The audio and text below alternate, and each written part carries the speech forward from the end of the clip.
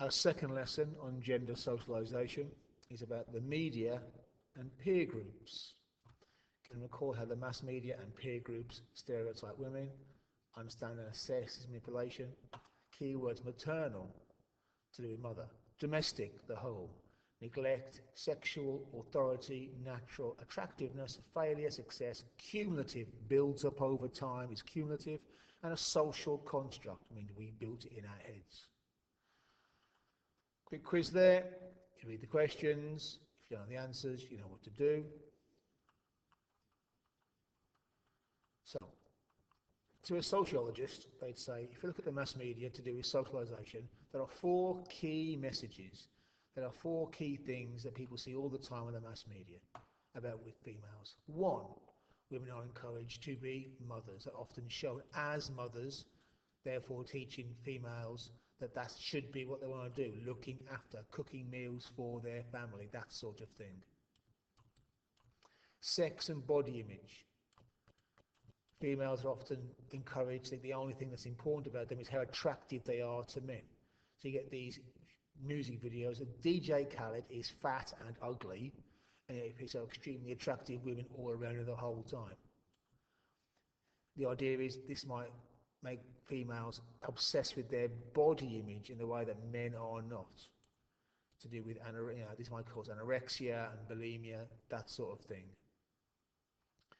It's a message that men are in charge. Often men are the bosses.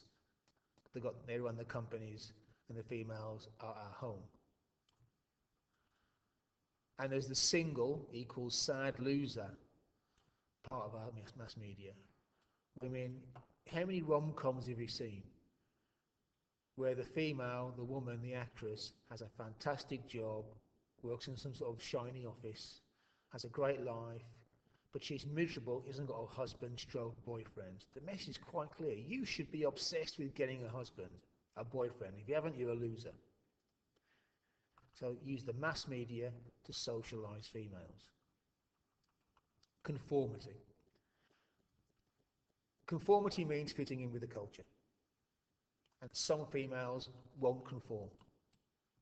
They won't do all this sort of stuff. So what's the punishment for this? What's the social sanction, the punishment? Well, if they're lucky, they're called a tomboy. Something wrong with them. Often they're called a dyke. What's wrong with you? If that's the social punishment for not conforming to this culture. Which means that gender is a social construct. It's made up of norms and values. It's expected behaviour and aspirations, what you want, and there are rewards and punishments, even leading to violence. Lesbians today still get attacked in the street sometimes by men who are so angry that they won't conform to all this. Right, peer groups. Especially for young people, peer groups is an agency of gender socialisation. Let's look at leisure activities, particularly once you get to teenagers. Typical thing for a female peer group to be doing in their spare time, sport, video games for boys. If you do this, if you're a female and you do this, you get rewarded, you get high status from your peer group. If you're a boy, you get high status from your peer group if you're good at this sort of stuff, when you do that sort of stuff. And there are sanctions. If you're a boy and you want to do this, they're called names, low status. If you're a girl and you do this, you get called names, you get low status. Something wrong with it, you're a bit weird. So in that way, males and females are pushed into their gender roles, being concerned about their appearance, being very active.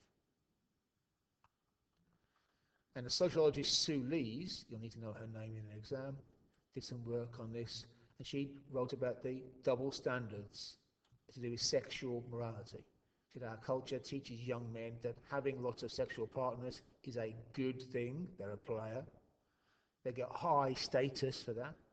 Whereas a female has the same thing, she's a slag. That's a double standard taught in our culture, it's not an instinct. Look at those words. Which one's a male and which one's a female, would you have said? And once you've got that, this is not natural. This has been taught to us. This is part of culture. And then we can do a question.